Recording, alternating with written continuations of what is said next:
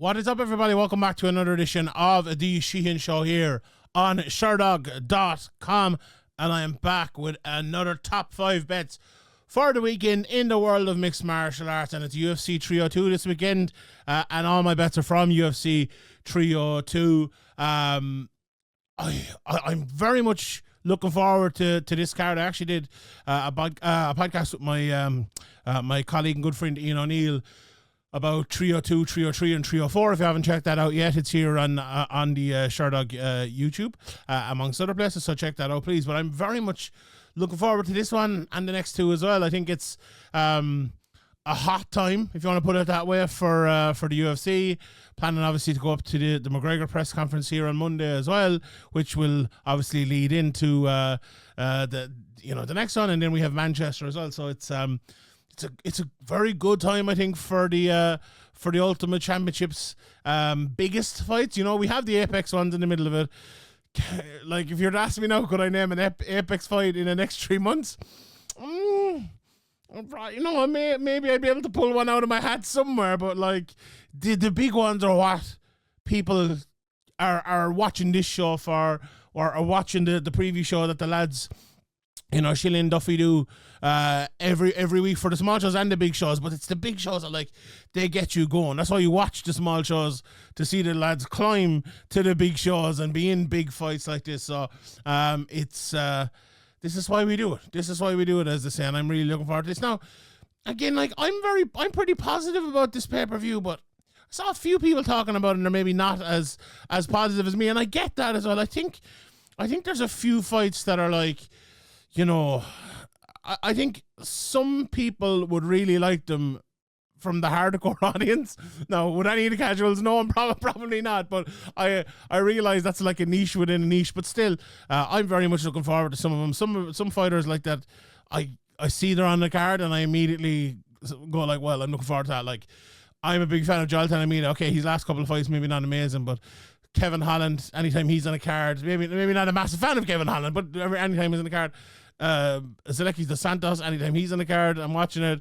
Obviously Paulo, obviously Makhachev, obviously Costa and Strickland as well, even though maybe they're a bit maybe overly rated, if you want to throw it that way. But anyway, there's stuff for all of us on there, I think, and I'm looking forward to it, and hopefully I can get you a few winning bets. Everyone knows, as I usually do, I start off by looking back at last week's bets. We're not going to do that this week, because if you watched last week's show, it was a kind of there was only Cage Warriors last week, or the bets were only out for Cage Warriors as well as Octagon. Octagon's actually hasn't even happened yet, so that's happening not this weekend but next weekend. So we will review them when it's all done. Just I suppose a quick review on Cage Warriors. We went 1-1 in Cage Warriors. We got the double at -195, which wasn't great, and we a -240 loser on Joe Ambler was might have been my worst betting pick of the year, to be fair, coming up to UFC 302. So not, and do you know what? It's weird. I like Michael Chimu as well, and I was going to pick him, but I was like, no, you have to put, your even though it's not a bias, but you have to put your biases aside and go with the X's and O's. And I watched him and I liked him, but yeah, I should have gone with the heart in that one. I know you'll say, but yeah, bad one. But we hit the double again, and I've gone for no double this week, but I'll bring back the double again next week. I've been enjoying those doubles, but yeah. So that's the update on that, and we will update the that in full and the overall record next week when all those bets are in and all the bets from this one are in too. Right, let's get to UFC 302, and let's start at the main event. We'll go to the very top.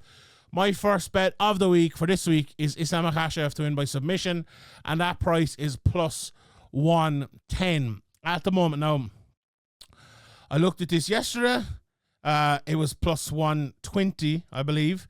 Some places have this, and I believe I can pull it up through here now. One second. Yeah, here we go. So Makhachev by submission. I haven't actually. It's changed again since I clicked on this 10 minutes ago.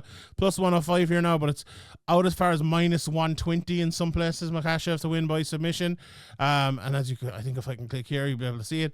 Yeah, so it was. There's my plus 110 anyway, plus 118. Yeah, so it was around plus 120 at one stage. I saw it yesterday. So these odds have been changing on that, and I would be surprised if it's still minus 120ish in some places, but I got it at plus 110. I'm taking the plus 110 for my record. Anyway, you can change that if you feel free. And it's, if we look, I'll just pull up here again. We look at the methods, right? So Poirier by submission, big money, over plus 2,000.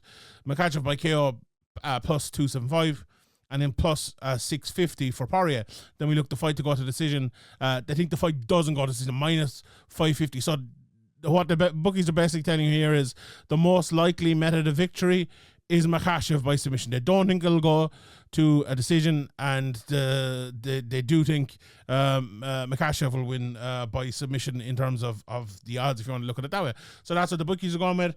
And that's pretty good odds, I think. Like, this is a tough matchup to talk about, right? Because I mentioned there a second ago, heart and head. A lot of people will be going into this using their heart. A lot of people will be looking at this fight without, maybe before they get into the X's and O's, they just think about Makhachev and Poirier and go, I'm so glad Poirier is getting the opportunity. This is the one. Like, can Poirier win the championship from here? This is his time to change his career, like Bisping did, or, like Misha Tate did, or other people have done down through the years, and they'll be remembered differently. If Dawson Poirier loses this fight, he's remembered as a very good fighter, one that we all loved watching. The McGregor fights, and but if he wins this fight, he go down as someone who beat the best lightweight in the world at the time. He got down to someone who was a UFC champion, and he'll remember forevermore as that.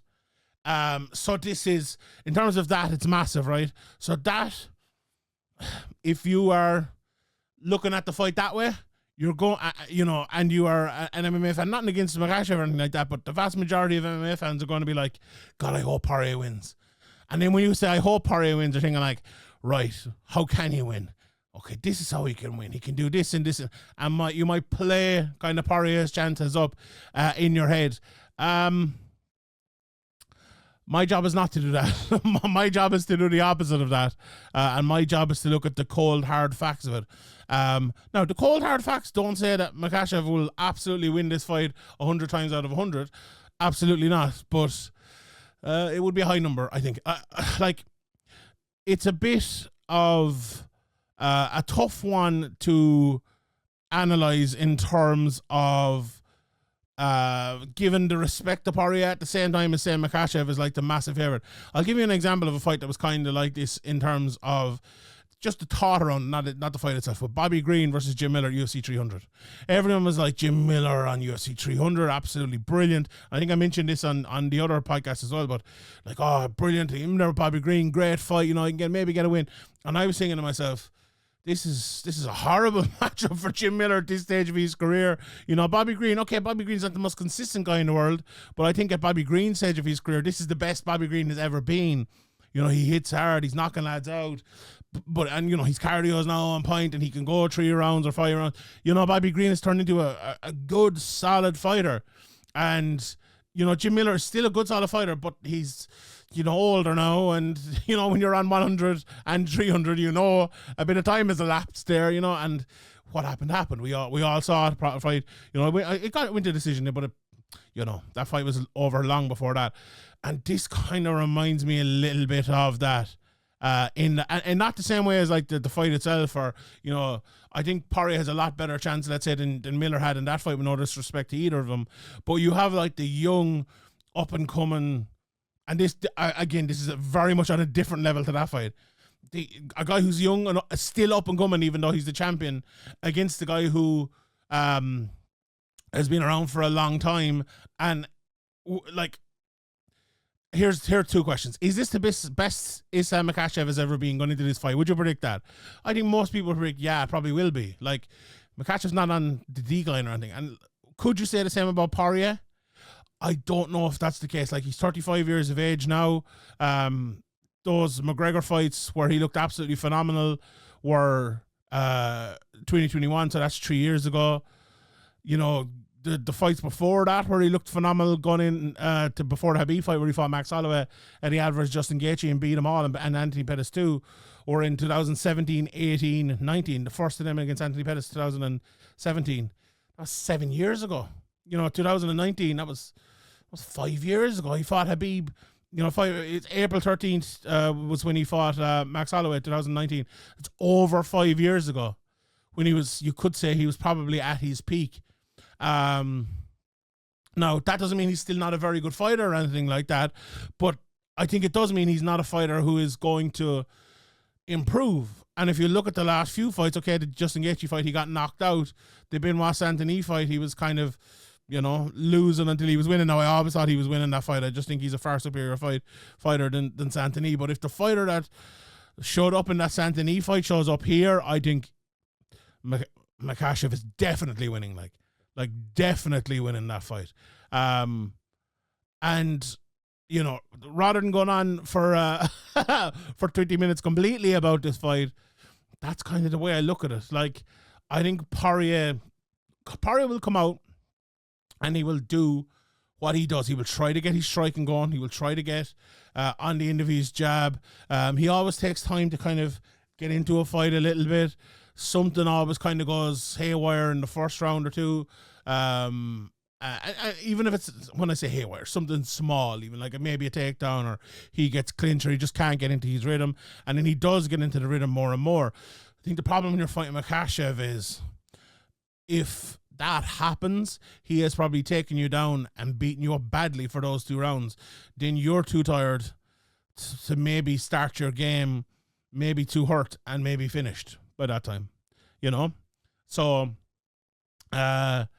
big issues there for the game of Poirier and how he does it. Right, so the bet is Makhachev to win by submission. Look at Poirier's record. He's lost 3 times by submission, lost 3 times by knockout, 2 times by decision. Makhachev has 11 submission wins, 5 knockouts, and 9 decisions as well. I have a feeling this one is going to be around a mid-fight stoppage. I think Makhachev is going to strike with Poirier a little bit at the start, kind of lull him in a little bit, push him against the cage, eventually get a takedown, maybe even in round 2. And I think once he gets the first takedown, I think he'll open up even more with striking, because Poirier or anyone would be worried about it, and then he gets another takedown. And by the time, say, the 3rd or 4th takedown comes in round 2 or 3 or 4, whenever it is, that's when the first 3 takedowns will be tough to get, and the 4th one will be easy. All right? That's my prediction. And that's how fights like this invariably have been working out. And when that happens, the 5th one will be the finisher. And that's how I see it going. I think he'll fight with him on the feet, take him down, and finish him with a submission, rear naked choke, more than likely. And also, if Poirier goes for a guillotine, he's absolutely screwed. He's absolutely screwed. Don't go for a guillotine against Makhachev, because he will just take you down, step to one side out of it easily, end up in side control, and move into half guard and hold you there. So, yeah, I think I'd be very surprised if the fight didn't go that way. Now, maybe a ground and pound finish, something like that, or maybe Poirier stays in there. But yeah, just quickly to mention as well, I said, and I promised it, so I'll deliver it. Ways that Poirier wins. Like, I think ways that Poirier wins. Do you know what? I feel like people don't go, odd anymore, right? Do something unexpected. If you're Dustin Poirier, come out and don't fight orthodox for long periods of fighting. Don't switch, right? Go for a takedown yourself, but like the type of takedown where you're catching a guy off guard, you maybe get straight back up and get out, or a very, very a very safe place to do it, maybe against the cage or something where you know you're not going to get turned over or whatever. Not even that, that's not the best idea. I'm just kind of spitballing here. Like, fight a different manner, do something, be very defensive, try to draw him in. do something a bit odd. Because this is, as I said, this is your last chance. This is your biggest chance. You were in there against Khabib and it didn't go well, obviously. Come with something mad. Come with something crazy. You know, I was funnily, watching, Man United, Man City the other day, and I think Man United were like 7-1 underdogs. They came with a different formation. They played no striker. They played 2 wide out wingers, and they packed the middle. And then they broke. They got 1 lucky goal. They got 1 great goal. Shut up shop. Game over. Right? Do something like that. The MMA equivalent of that if you're Dustin Poirier. I think that's how he wins it. The other way he wins is comes out and fucking knock him out. Be aggressive. And maybe that is the change. Be aggressive. Go to him. Don't stand behind your jab. Don't wait on it. Stand on business, as they say. And go forward and knock him out. But yeah, easier said than done. That gets you taken down as well. But anyway, I don't think any of that happens. I think Makhachev takes him down, and I think Makhachev dominates. Right. Bet number 2 of the week. I touched on Costa versus Strickland, and I'm going for that fight to go to decision at plus 120. Now, I had a few different looks at this fight, and I think we can pull them up here. So if there we go. I like Sean Strickland just to win straight up, but at the best price there, minus 230. I think that has gone in a bit again, if I'm not mistaken. So yeah, started at minus 185 on the 15th. What have we now? The 29th. That was 2 weeks ago. That has moved in all the way since. Look at it from minus. Yeah, it's gone way into minus 243, 230ish. I think that's more accurate, to be honest. I think that is a more accurate price. This is I never even. This is 5 rounds going by this anyway. I never even realized this. I do like the fight to go to decision. I think Strickland will win, but I don't think he has a massive advantage. I don't think Costa's going to knock him out or anything like that. So the ones I was kind of stuck on was Strickland to win by decision at plus 150, plus 210. If you can get that, I'd probably go for that. But the difference between, say, a plus 150 and a plus 120, I don't think is enough for something weird to happen. And it could be one of those fights that's 2 rounds to 2 going into the last, The other one was Costa to win by decision. I was looking at that as a flyer at plus 900. That's not a bad flyer, I don't think. I really don't think that's not a bad flyer at all. I don't think either of them are finishing this fight. Strickland by knockout is probably the most likely, as the betting shows here. Plus 190 best price. Costa, plus 310. Don't like that. I don't think either of them are getting submitted. So, so that's the bet on that one. Plus 120. Just to maybe quickly get into it there for a second. You look at Sean Strickland, you look at Paulo Costa and kind of think Strickland has gotten to a much higher level, but, was that level, was it a little, what's the word I'm looking for? Out of kilter? Like he kind of got the short notice matchup, did very well against Izzy, hurt him early and went and got the fight done, was kind of quickly taken away from that spot by Zaleski. And Costa, I don't like Costa. I view Costa the same way I view Strickland. I viewed Strickland before he beat Izzy, and it's like, he's a good 5th ranked middleweight, but he's never going to be a champion. Now, obviously, I was proved wrong with Strickland. I could be proved wrong with Costa, but I look at them both that way, kind of. I think they're both very similar levels. You look at the records now. There's a weird one here. I do think Strickland's going to win the fight, right? And I said, obviously, the bet is here. Fight goes to decision. I was looking at the over as well. I'll just tell you what it is here rather than pulling up. The over prices are pretty good. Over 2.5 rounds, minus 182, or minus 105 over 3.5 rounds. That was another thing I was looking at. And that's all based on Sean Strickland winning the fight. Now, Strickland has won, as I can, I'll show it to you here again. Strickland has won by decision 13 times in his career out of 28, 11 knockouts. But a lot of the recent fights have obviously been by decision. Decision Adesanya, decision Imavov, Even, when he lost to Carnier by decision, Hermanson decision, Hall decision, Jotko decision. Lots of decisions there in his career.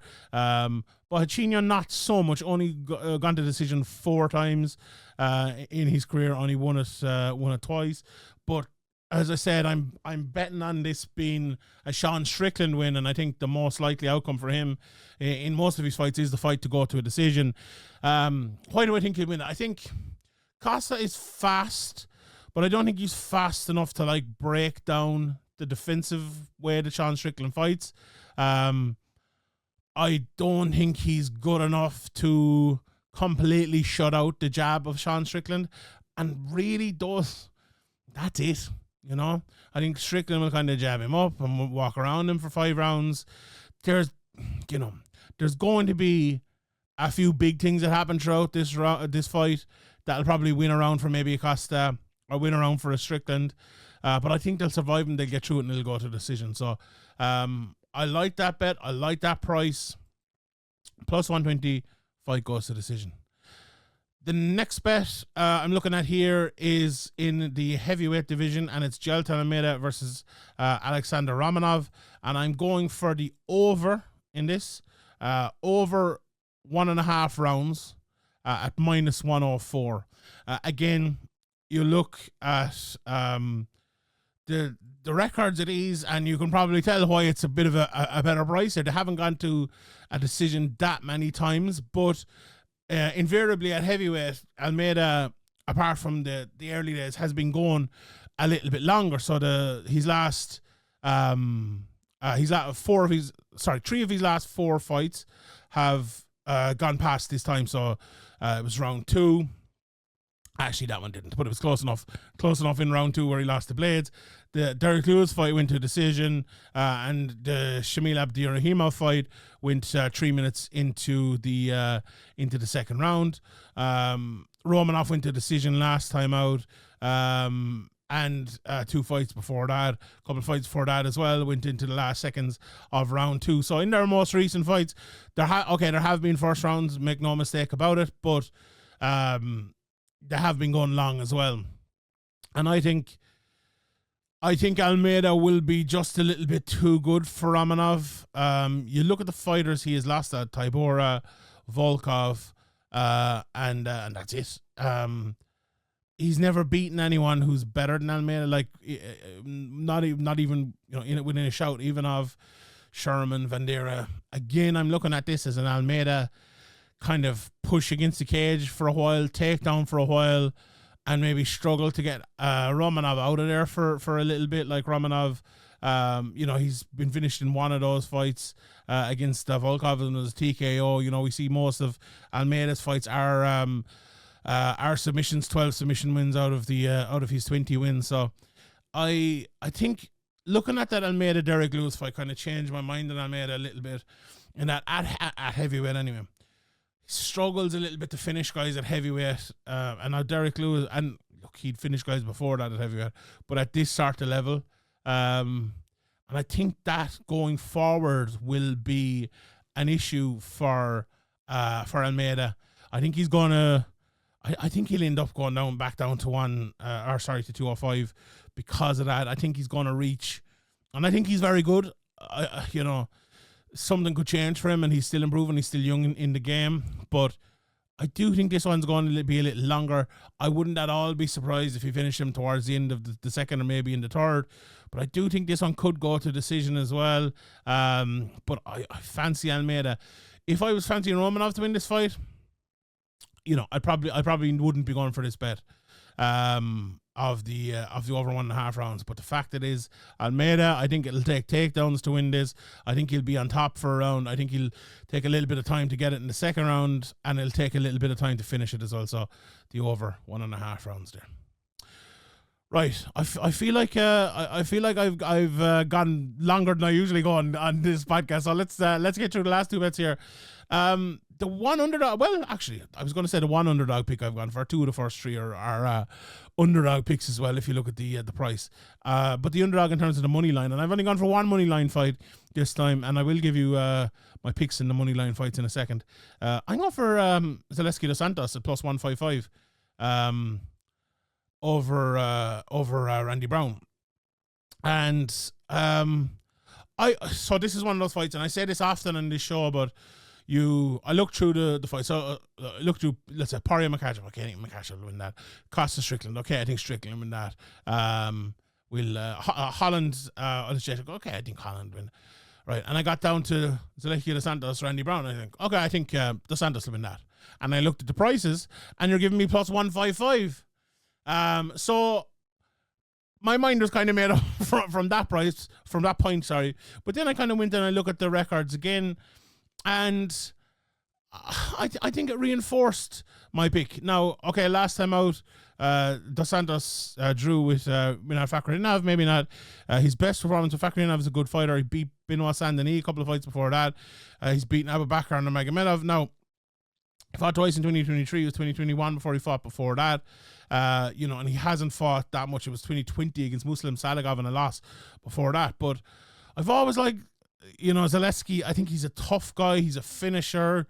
17 wins inside the distance, out of 24 wins.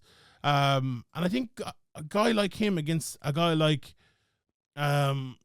Rude Boy or Randy Brown is, I think that sort of fight is made for him. Like, it's funny enough, the reason I say that, right, I went and I looked at Randy Brown then, and you look at like maybe the smaller squatter, they're not really, but Jack Della Maddalena beat him, Vicente Luque beat him, Nico Price a bit taller, Bilal Muhammad, Michael Graves, I don't know who Michael Graves, I can't remember him, but like that shape of fighter is kind of beating him. And you look at Zaleski and you think maybe, yeah,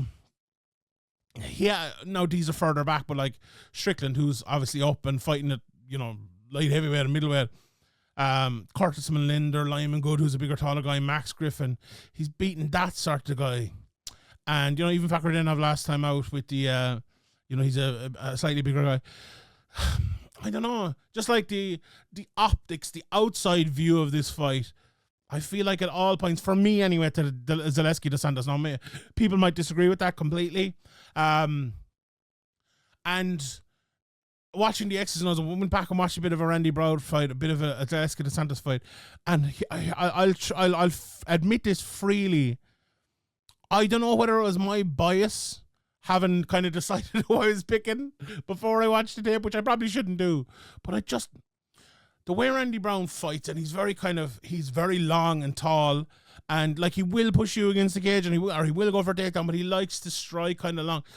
The way Zaleski fights, who again, has a lot of can take you down, has submission and stuff, but is a guy who'll walk down the center and kind of hit you and try to knock you out. It just feels like that, and like he's 5'11" against, what is it here? 6'3". So yeah, it feels like that size will force the game plan that I think will work for Zaleski. I think him going down the middle, breaking down the taller man, beating the taller man is the way he wins the fight. And it's the way he'll be forced to fight because of the size. And that's me from watching tape, but as I said, maybe my tape watching was colored by already who I was picking. But there you go. That maybe I'm wrong, maybe I'm right. We'll see on Saturday night. But I love that price. Plus 155. So those are the top four bets, and you can probably switch off now because my Flyers have been terrible all year. I'll give it to you anyway. Look, if you want to bet against it, if you want to just not bet on this is probably the way to go. Grant Dawson wins by submission, plus 360 is my Flyer. Grant Dawson is fighting Joe Zaleski. I love this fight. I really like this fight. I like both guys. I like Zaleski. I like Grant Dawson. Grant Dawson, what was it against plus 360 to win by submission? 13 submission wins in his career, never been submitted. Joe Zaleski, never been submitted either, 9 submissions. But submission guys, jiu-jitsu guys, they want to test their games out against other guys. Zaleski lost his last one to Drakkar Klose, that famous, in my opinion, knockout of the year last year. He wants to get the fight to the ground. He got knocked out because of it in the last fight. Grant Dawson wants to get to fight the ground. We know he got knocked out by Bobby Green. But like he's been taking everyone down. The Olympic wrestler, Marco Madsen, Jared Gooden, the whole lot of them choked both of these lads out with rear naked chokes. And again, this bet is obviously, I'm picking Dawson by submission, but this bet is based on who I think will win, right? If I was just picking the method, I don't necessarily think Zaleski, if I thought Zaleski would win, I don't know necessarily what I think he would win by submission. Now he might, considering he's 9 submission, but I'd probably go for a decision for Zaleski if I was going for Zaleski. I think Dawson is the type of guy who, if he is better than you, and he does overwhelm you and does dominate you, he will finish you. And the record shows that, you know. Only 3 decision wins, 13 submissions, 17-3 in terms of finishes to non-finishes in wins, right? Finishes to decisions. That sounds like a very odd way of saying that. So 20 wins in his career, 17 finishes, 3 decisions. Okay. So what I said there is proven by the stats as well. I think he'll have the better takedown game, and I think he'll rear naked choke him. Simple as that. Probably wrong, considering my Flier picks. It's only a plus 360, so I've tried to cheat a little bit to get one. Not a massive Flier, but I'm struggling here, lads. I'm struggling, and hopefully I get one. Right. That is it. Let's take a look at my money line picks for the card, and we pull it up here. So some of the undercard fights. Love this Basil Hafez Mickey Gall fight. Little bit surprised Mickey Gall is plus 300, and more surprised that Hafez is anywhere out as minus 400. I thought it'd be a little closer, and I was kind of thinking, and I think it did move. Let's just have a look. Yeah, Hafez started at minus 275. I think he was in even a little bit lower, was he? Maybe not, but I was thinking maybe that'd be minus 200 for Hafez, and I'd give that as a bet. I would avoid that one. Let's see, is there any more up here? Fight Costa decision at plus 120. Could be, but if you're backing that, you're probably better off backing Hafez to win by decision, which is plus 165. Yeah, but I do like Hafez to win that fight. I like that fight a lot. What's Hafez to win by knockout? Let's just have a quick look here. Where is it? Is it there? It is plus 300. That's not a bad bet at all. It's around plus 250 to win by submission for Hafez. Gall to win by submission plus 600. So yeah, I'd probably go for Hafez there, but maybe avoid the money line. Edwards, I was talking to someone about this the other night. I think it was Ian O'Neill actually, and he was saying Edwards at plus 165 is great value, and I tend to agree with him. I like that price on Edwards. Lima and Raposo. Big favorite there is Andre Lima. I probably agree with that as well. Minus 250 is probably a price that you would go on there. Let's look from the bottom to the top here then. Alex Morono, Nico Price. Yeah, I think Price, from memory, and I'll pull this up maybe in a second, but I think Price has kind of been getting finished a little bit recently, if I'm not mistaken. Morono to win by knockout plus 200. I'd normally go for Morono to win by decision in this fight, which is plus 215. That'd probably be the pick, but the money line pick is definitely Morono on that one. Matthews and Rowe, this is another one I was looking at. I was looking at Matthews to get the decision win here. Plus 150. I also think maybe Matthews inside the distance. If he does win inside the distance, I really think that Matthews by a TKO at plus, what is it again, plus 550, plus 650 here, one place actually. If he does get it, that could be looking good there. But I'm going Matthews straight up price there as a favorite. Talked about Dawson, Zaleski, Almeida, Kopylov. I do like Kopylov there. I was surprised. He's a pick 'em there in one place, but he is the underdog at plus 105 in others. I like Kopylov in that one. We talked about Zaleski and Randy Brown. Again, Zaleski's good price, plus 155 there. Romanov, Almeida. I think Almeida, if you can get Almeida as low as minus 250, throw him into a double or something, I think that's a pretty good price. Let's say him and maybe Hafez even, that might be a good double. I like Holland, again at that price. Oleg Jacek, he's a good fighter, but I don't think Holland's a great fighter either. I wouldn't be taking him at minus 265. Yeah, I'd probably leave that one, but I will go for Holland. Costa Strickland, I like Strickland. Minus 230 is best price there. I think that's pretty good. And in Poirier, Makhachev in the main event. Best price minus 500 on Makhachev. Best price plus 500 on Dustin Poirier. And that is that. My pick in that is obviously Makhachev. Right. That's it for me. Thank you to everyone. Before you go, in the comment section below, leave your one bet for UFC 302. Best one gets read out next week's show if we get a few of them in, and if we get a good winner, I'll read it out next week and give you your credit for it. So do that and bet responsibly. Enjoy the fights at the weekend, and stay tuned here to Sherdog for all the coverage and all the the results. And if you want to click on Dustin Poirier, so he fought the last time. Fight Finder, Sherdog, it's the best place. It's really, really great. So please use Sherdog and help us out, and we'll help you out by providing some great content. All right, everyone. Thank you very much for tuning in. My name is Sheehan for Sherdog.com, and I'll see you all next time.